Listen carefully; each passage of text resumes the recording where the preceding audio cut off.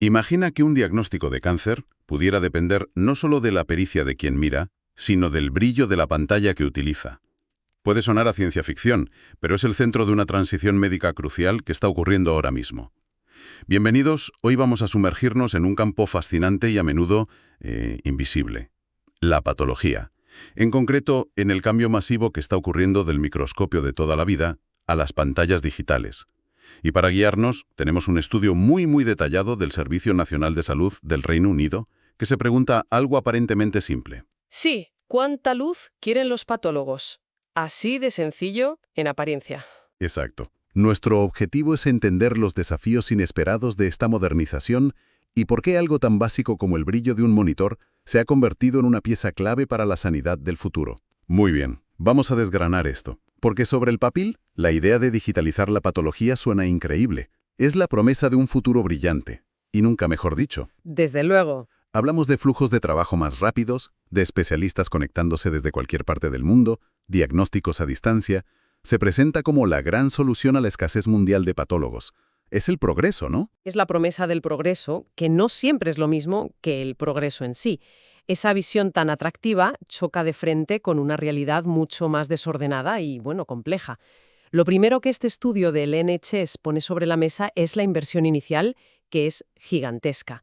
Pero el verdadero problema, el más sorprendente, es la absoluta falta de estándares. Es como si cada hospital estuviera inventando las reglas sobre la marcha. ¿Cómo que falta de estándares? ¿A qué te refieres? ¿No hay una guía que diga se necesita esta pantalla con este tamaño y este brillo? Ojalá fuera tan sencillo. El estudio menciona que algunas guías nacionales recomiendan pantallas de 17 pulgadas, Vale. mientras que otras saltan a las 27. Unas piden una luminancia, que es básicamente el brillo, de 100 candelas por metro cuadrado, Que ya me parece bastante. y otras exigen 300.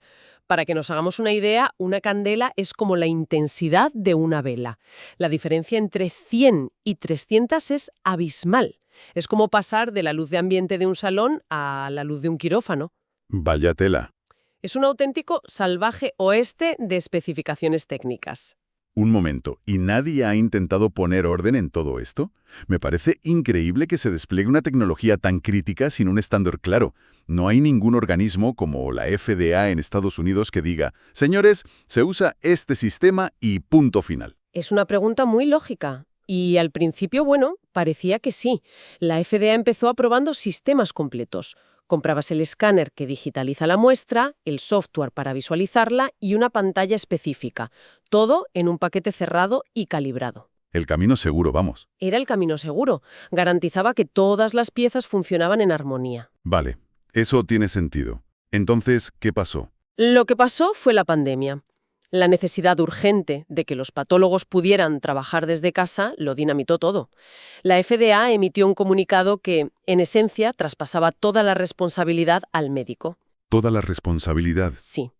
Decía que los patólogos debían usar su juicio clínico para determinar si la calidad de la imagen en la pantalla de su casa o de su despacho era suficiente para hacer un diagnóstico. ¡Qué barbaridad!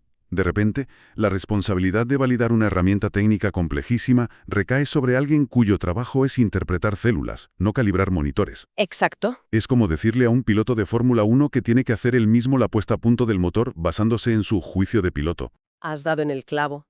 Y este estudio nos muestra las consecuencias directas de esa decisión con un caso real y muy concreto en un hospital de Leeds. Decidieron ir a por lo mejor de lo mejor. Compraron unas pantallas de grado médico de altísima gama, capaces de alcanzar una luminancia de hasta 800 candelas por metro cuadrado. ¡800! Sobre el papel, eran perfectas. Ya me imagino el final de la historia. No funcionó como esperaban. No del todo. En la práctica, una minoría significativa de los patólogos empezó a sufrir fatiga visual severa, dolores de cabeza. Vaya.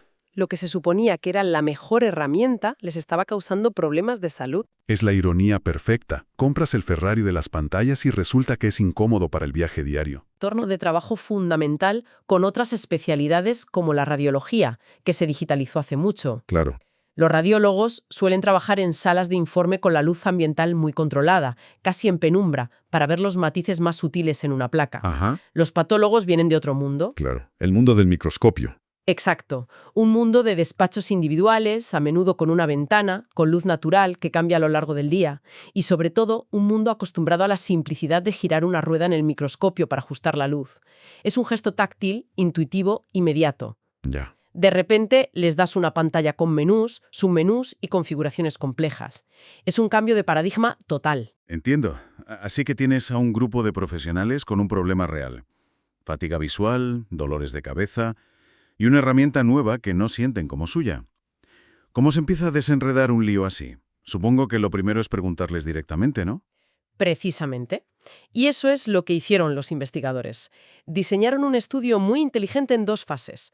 La primera fue una encuesta online a 108 patólogos de 6 hospitales para mapear la situación. Querían saber qué hace la gente de verdad en su día a día. ¿Y qué descubrieron? Descubrieron una brecha de comportamiento abismal, casi un cisma, entre el mundo analógico y el digital. El dato es demoledor. El 81% de los patólogos ajusta la luz de su microscopio de forma habitual. Vale. Es parte de su rutina, algo normal. Para. ¿Y en la pantalla? Solo un 11%. Solo un 11%. Eso es poquísimo. Es como si el 90% de los conductores nunca ajustara el retrovisor de su coche. Tiene que haber una razón muy potente para no tocar algo tan básico. La hay. Y la clave, como siempre, está en el porqué. Con el microscopio, los ajustes son una herramienta de diagnóstico. Suben la luz para ver a través de una sección de tejido más gruesa, la bajan para resaltar un detalle sutil. Es un interrogatorio técnico a la muestra. La luz es parte del análisis. Entendido. Es un ajuste con un propósito clínico. Correcto. En cambio, con la pantalla, ese escasísimo 11% que sí la ajusta lo hace principalmente por confort visual. Ah, Para compensar el reflejo de la ventana o porque les molestan los ojos. Es una cuestión de ergonomía personal, no de diagnóstico. vale. ¿Y el 89% restante? ¿Por qué no tocan nada? Por 2 motivos que son muy reveladores. El primero, el más simple, es el desconocimiento. Nunca he sabido cómo hacerlo. Increíble. El segundo es mucho más profundo. Es el miedo. Me preocupa alterar una configuración que se supone que está calibrada por un experto y que eso afecte negativamente a mi diagnóstico. Es que eso del miedo a tocar la configuración me suena muchísimo. Es el síndrome de mejor no toco nada, no vaya a ser que lo rompa. Totalmente. Lo hacemos con el móvil, con la tele. ¿Cómo no lo van a hacer con una herramienta de la que rependen vidas? Les han dado una caja negra y les han dicho, confiad en ella, pero no la toquéis. Has dado en el clavo. No es una simple preferencia, es un problema de falta de formación y sobre todo de falta de confianza y de sensación de control sobre su herramienta principal. Y sabiendo esto, los investigadores pasaron a la segunda fase, que es aún más interesante. ¿Qué hicieron? Dejaron las encuestas y se fueron a los despachos. Visitaron a 20 patólogos en su entorno de trabajo real para medir sus preferencias in situ. Y aquí se encontraron con un problema técnico. ¿Cómo mides de forma precisa la luz que sale por el ocular de 20 microscopios diferentes? Buena pregunta. No puedes simplemente poner un medidor de luz encima. No, es imposible. Así que hicieron algo brillante. Diseñaron e imprimieron en 3D un adaptador a medida, una especie de esfera que se acoplaba perfectamente al ocular y que permitía conectar un fotómetro para obtener una medición exacta de la luz que llegaba al ojo del patólogo. O sea que Tuvieron que inventar su propia herramienta para poder hacer la ciencia. eso es dedicación. Y supongo que hacerlo en sus propios despachos es clave. Es absolutamente crucial, porque no es un laboratorio estéril. Es el campo de batalla diario. Captura todas las variables reales.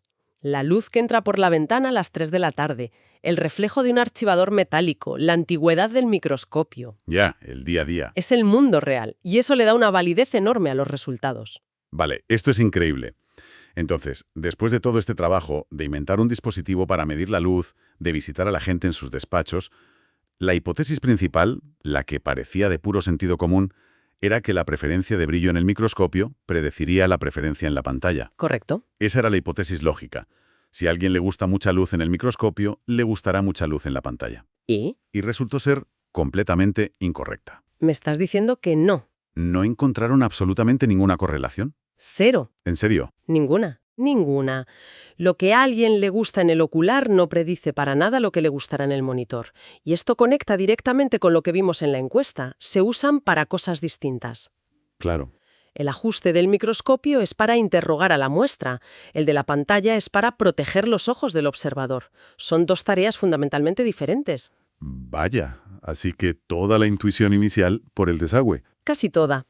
El estudio sí encontró una pequeña y curiosa excepción, un grupúsculo de patólogos que preferían niveles de luz altísimos, casi cegadores en el microscopio. Ajá. También los preferían en la pantalla. Eran, por así decirlo, amantes del brillo en cualquier formato, Me encanta el término, amantes del brillo. pero eran una minoría muy específica dentro de la muestra. Esto me lleva a la pregunta del $1.000.000 o, en este caso, de miles de libras para el NHS. Si no hay correlación, ¿qué pantallas hay que comprar? ¿Qué nos dicen los datos sobre esto? Aquí llega la recomendación práctica más importante de todo el estudio. Una que tiene implicaciones económicas directas para cualquier hospital. De los 20 participantes en el estudio práctico, el 100%, todos ellos, prefirieron una luminancia de pantalla por debajo de las 500 candelas por metro cuadrado. El 100%, eso es un dato muy contundente. ¡Muchísimo! Y hay más. El 85% se sentía perfectamente cómodo con 300 candelas por metro cuadrado o incluso menos. ¡Wow! Esto es una noticia importantísima para los gestores sanitarios porque sugiere de forma muy clara que no es necesario comprar los monitores más brillantes y, por lo tanto, Los más caros. los más caros del mercado. Se puede conseguir un confort óptimo con equipos de gama media. O sea que el Ferrari de 800 candelas que compraron en Leeds no solo era incómodo, sino que probablemente era innecesariamente caro. Los datos apuntan en esa dirección. Pero aquí es donde el propio estudio, con una honestidad intelectual admirable, introduce una contradicción fascinante. ¿Así? Resulta que años atrás, en ese mismo departamento, hicieron una evaluación para decidir qué monitores comprar. Y en esa prueba la conclusión fue que los patólogos preferían el monitor más brillante de todos los que probaron. Uno capaz de alcanzar las 2100 candelas por metro cuadrado. Espera, ¿qué? ¿2100? ¿Cómo es posible que ahora digan que prefieren menos de 300 y antes eligieran uno 7 veces más potente? Esa es la pregunta clave. Y plantea una reflexión muy interesante. ¿Es lo mismo una preferencia manifestada en una prueba corta de 10 minutos que el confort real durante una jornada de 8 horas? Claro. Es como probar coches. Puedes hacer una prueba de 5 minutos y elegir el deportivo más radical por la emoción, pero si tuvieras que usarlo todos los días para ir a trabajar en un atasco, probablemente elegirías un coche mucho más cómodo y práctico. Es una analogía perfecta. La preferencia inmediata no es lo mismo que el confort a largo plazo. Este estudio parece que captura mucho mejor esa realidad del trabajo sostenido. Exacto. Y hay otro resultado que también rompe con las ideas preconcebidas.